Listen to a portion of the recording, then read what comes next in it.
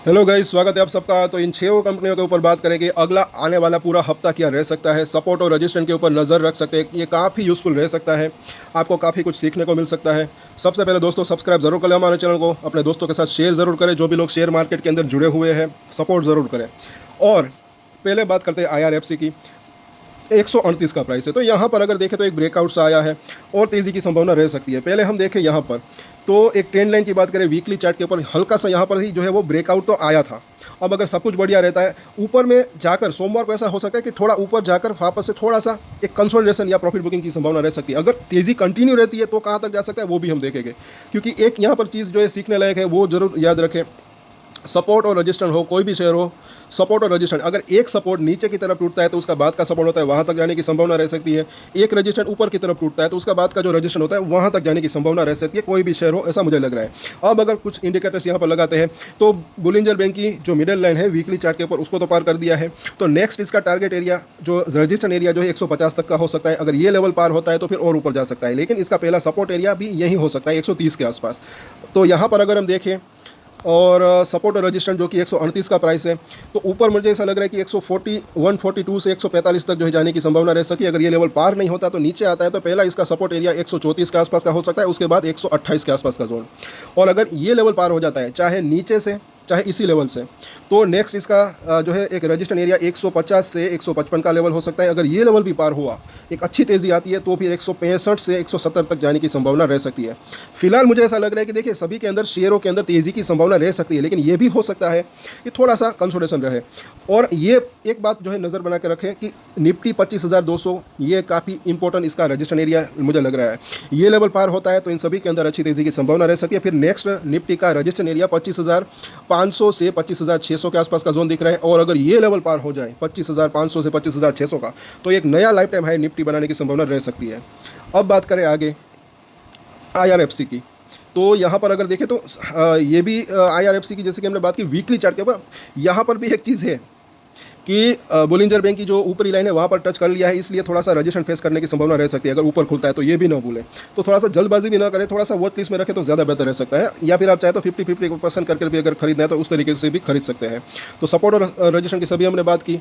और वैसे higher high बना है, हायर लो भी बना है, तो चैनल एक अच्छा दिख रहा है, लेकिन रजिस्ट्रेशन के पास पहुँचा ऐसा लग रहा है। तो आगे हम देखें RVNL, तो यहाँ पर जो है 409 का प्राइस है। अब इसके अंदर भी एक देखें तो एक इस तरीके से जो है ब्रेकआउट्स आया है, ऐसा लग तो रहा है। वीकली चार्ट के ऊपर देखें तो इसने भी इसकी मिडिल लाइन को बुलिंजर बैंक की क्रॉस किया है। तो ऊपर से अगर नीचे आता है प्रॉफिट बुकिंग, तो यहाँ पर इसको एक जो है सपोर्ट मिल सकता है। और ऊपरी लाइन यहाँ पर है 440 के आसपास, पहला रजिस्ट्रेशन एरिया इसका ये रह सकता है। इसको पार करता है तो फिर ये 475 से 480 और उसके बाद 500 तक आने की संभावना रह सकती है, जो इसने पहले यहाँ पर ये एक हाई बनाया था। और अब बात करें आगे टीटागढ़ वैगन, तो यहाँ पर अगर देखें तो 912 का प्राइस है। तो इसके भी जो है एक अच्छा सा ब्रेकआउट सा दिया है, ऐसा लग रहा है यहाँ पर। और यहाँ पर अगर हम देखते हैं तो इसने भी वीकली चार्ट की ऊपर जो है बुलिंजर बैंक की मिडिल लाइन को क्रॉस किया, तेज़ी कंटिन्यू रहती है तो ये 1100 1050 तक आने की संभावना रह सकती है। लेकिन नीचे आता है, थोड़ा सा प्रॉफिट बुकिंग आती है, तो 850 860 एक अच्छा सपोर्ट एरिया इसका हो सकता है। तो इन सभी लेवल के ऊपर नजर रख सकते हैं। 940 को क्रॉस कर दे फिर ये 1050 और 1100 तक जाने की संभावना रह सकती है। लेकिन यहाँ पर अगर ये नहीं संभला तो यहाँ तक आने की संभावना रह सकती है, सपोर्ट इसको मिल सकता है। तो इन सभी सपोर्ट और रजिस्ट्रेशन के ऊपर नजर रख सकते हैं। और अगर बात करें अब इरकॉन की, तो यहाँ पर भी अगर देखें तो पिछले बार इसने जहाँ पर सपोर्ट लिया था, फिर ब्रेक डाउन हुआ, नीचे आया, उस सपोर्ट को जो है, क्योंकि वो रजिस्ट्रेशन एरिया हो सकता था लेकिन उसको पार किया है, तो इसके अंदर भी तेज़ी की संभावना रह सकती है। लेकिन अब यहाँ पर हम देखें बुलिंजर बैंक लगाया, कुछ इंडिकेटर्स लगाए, तो 170 का प्राइस है। तो यहाँ पर जो इसकी मिडल लाइन मतलब उसको तो पार किया है, तो अब ये तेज़ी कंटिन्यू रहती है तो ये यहाँ तक आ सकता है, जो कि 215 के आसपास का प्राइस है। लेकिन ऊपर में 195 को अगर ये पार नहीं कर पाता तो थोड़ा सा नीचे आने की संभावना रह सकती है। फिर पहला सपोर्ट एरिया इसका 170 175 के आसपास का रह सकता है। यहाँ से वापस से तेज़ी आती है, फिर ये वापस से 200 215 तक जाने की संभावना रह सकती है। अगर उसके भी ऊपर जाता है तो और तेज़ी की संभावना रह सकती है। सोमवार को, कल के दिन वापस से इसके ऊपर चर्चा करेंगे सभी के ऊपर, तो सब्सक्राइब जरूर करें हमारे चैनल को। यहाँ पर अगर देखें तो ये बिल्कुल ब्रेकआउट के आसपास ही दिख रहा है। IRCTC पहले यहाँ पर हाई बनाया था, अब यहाँ पर थोड़ा सा इसके ये थोड़ा सा दूर है अभी। तो यहाँ पर भी अगर देखें इसकी बुलिंजर बैंक, तो इसकी मिडिल लाइन को तो टच कर जो है ऊपर भागा है, लेकिन इसकी जो ऊपरी लाइन है वहाँ तक पहुँच गया है ये, जो कि 818 के आसपास है। लेकिन ऊपरी लाइन थोड़ी सी और ऊपर जा रही है। इन तीनों ही लाइन के अंदर डेली वीकली चेंज भी होते रहते हैं। तो इसके अंदर अगर देखें तो सपोर्ट जो दिख रहा है तकरीबन जो है पहले तो 790 795 के आसपास का जोन। अगर ये लेवल ब्रेक होता है तो फिर जो है नीचे में एक तो जो है 795 और उसके बाद जो है 775 के आसपास का जोन। अब तेज़ी कंटिन्यू रहती है जिसकी संभावना थोड़ी सी कम हो सकती है। पहला रजिस्टेंस तो इसका 820 825 ही दिख रहा है। ये लेवल पार होता है तब जो है ये 850 से 860 और उसके बाद 900 तक जाने की संभावना रह सकती है। और नीचे में जो हमने सपोर्ट की बात की वहाँ पर नज़र रख सकते हैं अगर नीचे आता है तो। अब बात करें रेलटेल की, तो यहाँ पर भी अगर देखें तो जो इसका एक रजिस्टेंस एरिया था ये थोड़ा सा इसके दूर है।